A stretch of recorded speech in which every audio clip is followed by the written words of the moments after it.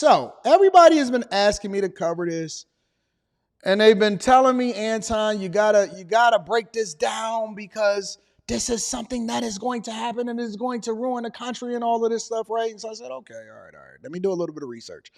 I don't like to just jump straight into stuff. I prefer to take a more measured approach. And when everybody is looking at it as the hot topic at the time, give me a few days. Give me a couple days to do my research, to better understand what the heck is going on. I want to know what's happening. I want to know where y'all getting y'all sources from. And so I had an opportunity to do it. So we're going to do a little bit of a deep dive right now, okay? And the deep dive is on Project 25 and why people are using this as a fear tactic to basically get you to vote a certain way. Now, I already told y'all that this was going to happen. And we're going to break it down. I'm going to break it down both from the fear mongerer side and then also from the actual guy. And I'm going to let him, and I'm going to break, I did some research. I read it on the website. I looked at their whole site, their whole manifesto, their documentation. I looked at it all. Okay, so I read it, I looked at it, I understood it. I'm going to break it down from a C student's perspective, but I'm going to also let them tell you from their perspective, right? So before we get into the actual person who is the head of, the doctor who is the head of this whole initiative, first thing I want to do is I want to share with you why people are so concerned and why it's become a thing to now when they have nothing else to grasp, when there's nothing else for them to continue to leapfrog into or leapfrog upon, when there's no other hope, when you can't keep making excuses for the fact that this guy has no ability to be able to communicate, his brain is malfunctioning, he's going to have some lapses from time to time and not remember where he is.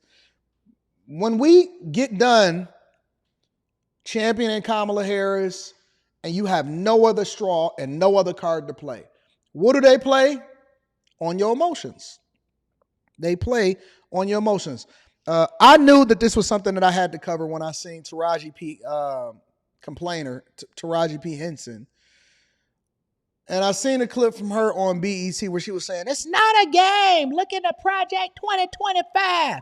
It's one of the reasons why I don't think that y'all should ever listen to celebrities, because celebrities can't even maintain a relationship.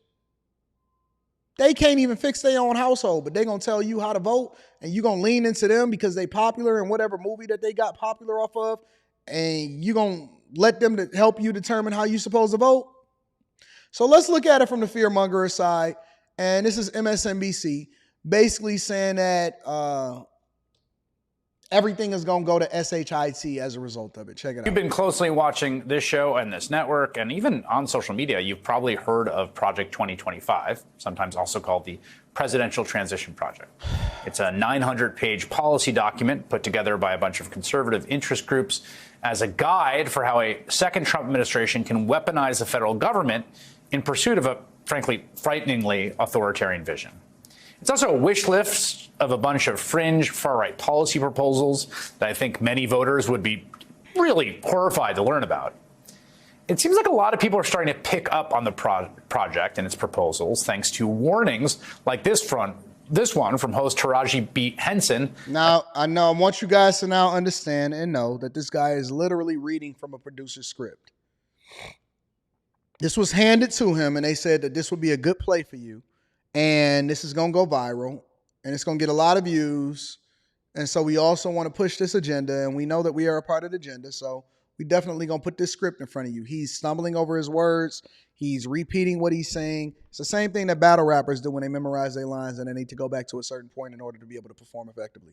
This is a script that he's reading. So I just want y'all to understand the full context. This is produced. This is not an original thought. When I give my thoughts here or when I give my thoughts on the Anton Daniels show, I don't have no script. I dropped 2 episodes last week in order to pilot them to see whether or not you guys enjoyed them. You said you wanted me to continue to make those in replacement of what was going on Wednesday and stuff like that. So we got 3 episodes coming out next week. 3 episodes, and this is one of the things that we're going to address and do a deep dive on, okay? But those are just my authentic thoughts. I don't have nothing written down. I don't have anything that I'm producing, nothing that I have to reference, no jump cuts, no nothing. It's just me talking to you, telling you exactly what it is that I see based off of the insight and understanding that I gain from, what it is that I researched. This is all produced. This is all a script in order to make you guys be very, very scared of what's going on inside of our White House. At this week's BET Awards. Pay attention. It's not a secret. Look it up. They are attacking our most vulnerable citizens. The Project 2025 plan is not a game. Look it up. According to some reports, the project actually began trending on Google immediately after those comments. But even with the new influx of attention, I still think the details of Project 2025 are undercovered relative to how absolutely unhinged they are, even by the standards of today's Republican Party. So, first and foremost, there is this nakedly authoritarian plotting, like the plan to weaponize the Department of Justice as a tool directly under the control of Donald Trump. Quoting from the document itself, the DOJ falls under the direct supervision and control of the President of the United States as a component of the executive branch. Litigation decisions must be made consistent with the President's agenda. By the way, Justice John Roberts just endorsed that in the 6-3 immunity decision, so they've got carte blanche on that. What it means is that Donald Trump directs the Department of Justice. There is no independence. There's no firewall. He tells them what to do, who to prosecute, who to defend, and the like. And I think this portion of Project 2025, the authoritarian plots to purge the civil service, replace it all with MAGA loyalists, like deep down into the government, is getting most of the attention, and for good reason. But there's so much more to Project 2025, including, again, a whole bunch of fringe, hard-right culture war stuff. So, for instance, unsurprisingly, the document calls for a full-out, whole-of-government approach to the assault on reproductive rights on women. For conservatives to gratefully celebrate the greatest pro-family win in a generation, overturning Roe v. Wade. It includes an effective abortion ban by calling for the FDA, right? They're going to appoint people to the FDA who suddenly announce, oh, you can't have a medication abortion. Reverse its approval of chemical abortion drugs like mifepristone, which is used in the majority of all abortions in this country. And again, in red and blue states where abortion is legal or not. And to be clear, there's no absolutely justification for this, right? Mifepristone has been used safely for decades. This is not a scientific determination. They're going to put some apparatchik into charge of FDA to do this. Project 2025 wants to take it away, citing in part the hundreds of thousands to millions of babies whose lives have been unjustly taken through chemical abortion. The document goes further than FDA approval, calls on the Department of Justice to criminalize sending the pill through the mail under the Comstock Act, an archaic anti-obscenity law from the 19th century, which has been rendered largely unenforceable in subsequent decades. In addition to the abortion pill, Project 2025 also wants to strip the mandate for free emergency contraception from Obamacare. One of the biggest plays that the Democratic Party right now is using or leveraging is to play on your emotions and distract you from the real issues that you really have inside of your lives, which is inflation, immigration, and being able to save your home, and then also being able to provide for your family. That's really what it comes down to. Crime inside of your community and all of that. So even in this whole little breakdown that he has going on, he's not even speaking to anything that's really relevant inside of this whole Project 25 situation. He's playing to and trying to harp on your emotions in order to get you to feel some type of way about what it is that he got going on. 100%. I'm looking at it. So if you go to the Project 2025 website, which I know that a lot of people don't like to do, they just like to speak to the agenda and they want to give you the cliff notes. If you go to the Project 2025 website, they actually speak to, and this is not something that's even endorsed by or something that's leaned on from the president itself. It speaks to exactly what they mean when they say the Mandate for Leadership, a Conservative Promise, Project 2025, and it was forward that was written by Kevin Roberts, which we're going to go over shortly. So this is the table of contents of the whole thing, okay? Taking the reins of government, executive office of the president of the United States, blah, blah, blah, blah, blah. Okay. So then it breaks it down by Department of Defense, Department of Homeland Security, Department of State, Intelligence Community Media Agencies, International Development, Department of Agriculture, Department of Education, Department of Energy Related Commissions, Environmental, the EPA. And so it basically takes a fine-tooth comb and it goes over all of the proposed things that it thinks would make the earth and then ultimately the country a better place if we made modifications and then we started doing things as far as changing how it is that we go about doing things inside of the United States of America. So if you want to go over here, and I can do a whole live stream where I can break this down, maybe even on the weekend, something completely separate after we get done with all of the scheduled shows that we really do. If you want me to go through and I can break down each and every one, and I went through all of the PDFs, and it's very, very long. It's not that long, but it's pretty long and it's pretty detailed. But it goes over budgets, how much is being spent, exactly how many employees that we're subsidizing by overspending all of our tax dollars in order to support agendas and things that we don't necessarily need to be involved in, that should be basically controlled by either state government or you as individuals, and then you can have your own legislative leaders as a result manage it, or it should just be naturally managed by what's going on inside of your own households, and then it gives you your power back. But it goes into all of these different things, and this particular one, it speaks on the Department of Housing and Urban Development. It's 15 pages, so each one of them have a deep dive into what it is. And if you, again, I think that you guys should actually go through and do your own research. So, for example, let's pick one. Let's go with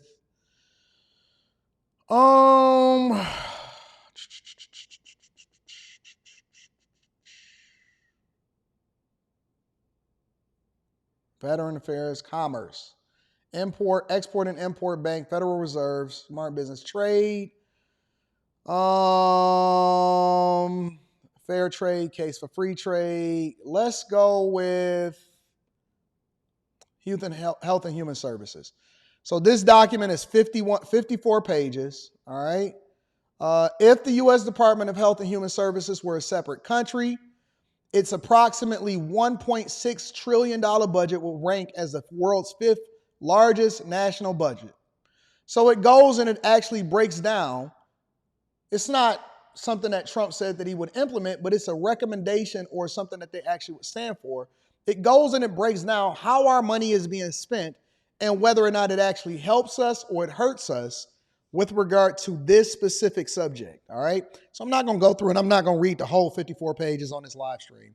But in a general sense, it tells you and it breaks down exactly what's happening. So, for example, in the second paragraph, it says, as a result of the Health and Human Services having lost its way, U.S. life expectancy, instead of returning to normal after the C-19 pandemic, continued to drop precipitously to levels not seen since 1996, with white populations alone losing 7% of their life expected span in just 1 year. Nothing less than America's long-term survival is at stake. Accordingly, Health and Human Services must return to serving the health and well-being of all Americans at all stages of life, instead of using social engineering that leaves us sicker, poorer, and more divided.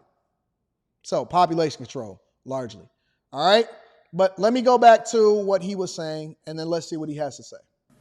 And look, Republicans are not going to stop until they have all but eliminated access to reproductive health care in this country, full stop.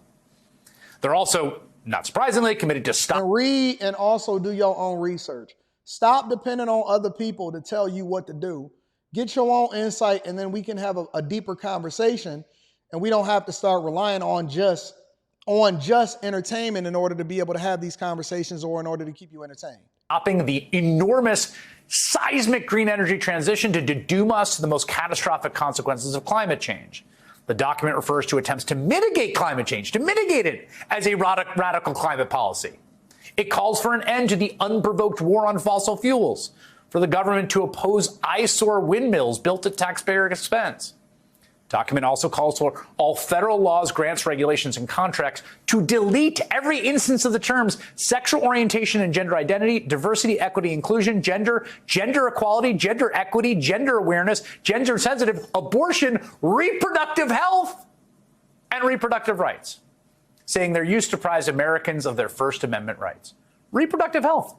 It demands. I'm not necessarily against some of the stuff that I've seen in it. I'm going to just be honest with you. Department of Health and Human Services immediately put an end to the department's foray into woke transgender activism and, get this, I don't think people know this, but people should, Pornography should be outlawed, and the people who produce and distribute it should be imprisoned. America 2024. Now, I promise you, I could go on like this for an entire hour. I encourage you to read the document for yourself. Remarkably easy to find with a cursory search online.